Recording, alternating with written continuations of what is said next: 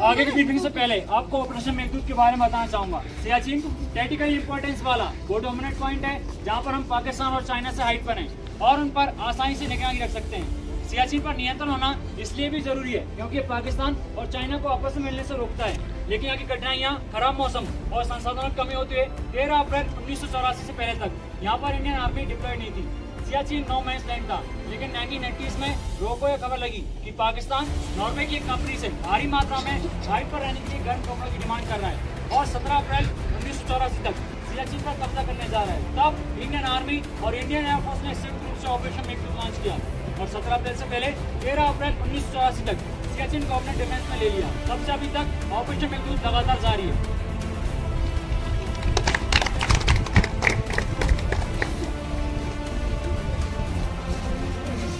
तीसरी बात पर उन यूनिट्स के नाम लिखे गए जिन्होंने नॉर्दर्न एशिया में ऑपरेशन मेघदूत से लेकर अभी तक अपनी सेवाएं दी हैं। वर्तमान में 18 जैक राइफल मई 2025 से यहाँ पर अपनी सेवाएं दे रही हैं।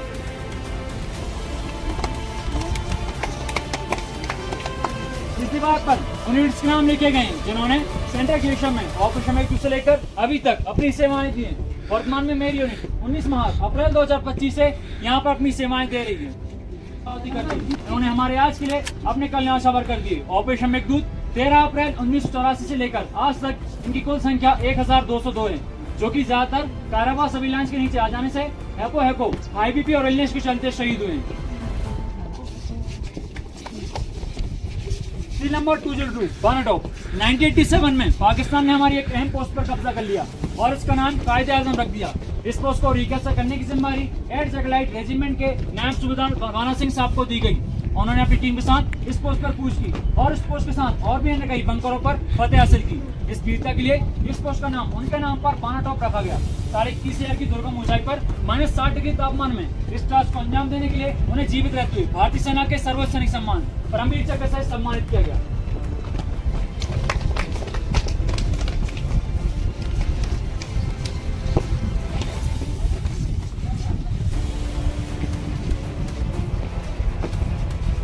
नंबर 726 कैप्टन हनीफ उद्दीन, जो कि 11 राजपूताना राइफल्स थे। कारगिल वॉर 1999 के दौरान ऑपरेशन थंडरबोल्ट लॉन्च किया गया, जिसमें कैप्टन को एक पीक .5590 पर कब्जा करने का टास्क दिया गया था। उन्होंने अपनी टीम के साथ इस पोस्ट पर कूच की, लेकिन पाकिस्तान आर्मी को इनकी लोकेशन पता चल गई। आमने सामने की गोलीबारी में कैप्टन का एमिशन खत्म हो गया, लेकिन ये आखिरी गोली आखिरी श्वास तक लगी। इस बीच कुछ गोलियां उनको बंकर से 100 मीटर दूरी पर भेज दी और ये वीर गति को प्राप्त हुई, पर इनके नेतृत्व वाली इस टीम ने इस टास्क को अंजाम दिया और उस पोस्ट पर फतेह हासिल की। जब तत्कालीन army chief general Ved Prakash Malik ने इनकी मां से माफी मांगी कि क्षमा कीजिए, खराब मौसम और भारी गोलीबारी के चलते हम कैप्टन की डेड बॉडी लाने में असमर्थ हैं। तब इनकी मां ने कहा, आप इस सफर को मत कीजिए, मैंने अपने बेटे को खो दिया है, मैं नहीं चाहती उसको लाने के लिए और भी माँ अपने बेटों को खोएं। तब 47 दिन के बाद इनकी डेड बॉडी को इनके घर पर पहुंचाया गया और उन्हें श्रद्धांजलि दी गई। इस वीरता पूर्वक कार्य के लिए इन्हें मरणोपरांत वीर चक्र से सम्मानित किया गया। साथ ही सदन ग्लेशियर के एक सेक्टर का नाम इनके नाम पर सब सेक्टर हनीफ रखा गया।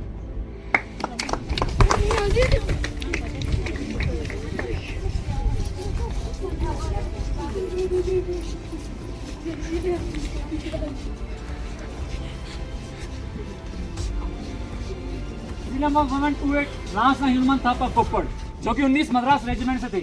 वर्ष 2016 में आपने इनका नाम यूट्यूब पर सोशल मीडिया पर सुना होगा। ये अभिलाष में -50 डिग्री तापमान में 15 फीट बर्फ के नीचे आ गए थे। जब आर्मी की टीम ने इन्हें रेस्क्यू किया तो ये 4 दिनों के बाद मिले। ये जीवित थे, कोमा में थे, लेकिन इनकी सांस लगातार जारी थी। इन्हें तुरंत आरआर हॉस्पिटल दिल्ली रेफर किया गया। वहां पर 2 दिनों बाद इन्होंने मां भारती की सेवा करते हुए अपनी अंतिम सांस ली।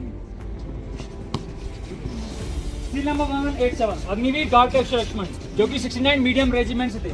20 अक्टूबर 2023 को यह हार्ट अटैक के चलते सियाचिन में पहले अग्निवीर शहीद हुए। अभी तक सियाचिन में कुल 6 अग्निवीर शहीद हो चुके हैं। सीरियल नंबर 1197 नायब सूबेदार बलदेव सिंह, जो कि 18 जम्मू और कश्मीर राइफल से थे। 20 अप्रैल 2025 को ये नॉर्दर्न ग्लेशियर की कुमार पोस्ट पर तैनात थे। हार्ट अटैक के चलते ये शहीद हुए। सीरियल नंबर 1199 अग्निवीर अरुण, जो कि 110 स्काउट से थे और सदन ग्लेशियर की यस पोस्ट पर तैनात थे।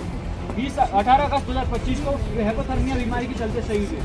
हाल ही में 7 सितंबर 2025 को मेरी यूनिट 19 माह के 3 जवान, जो कि सेंट्रल ग्लेशियर की कमांड पोस्ट पर तैनात थे।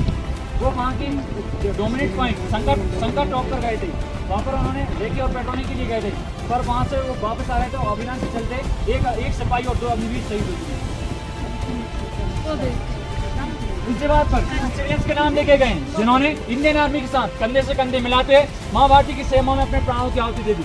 इनको हम पोर्टस येरेम्बो के नाम से जानते हैं। इनकी कुल संख्या 40 है। ये ज्यादातर यहाँ पे लोकल्स हैं।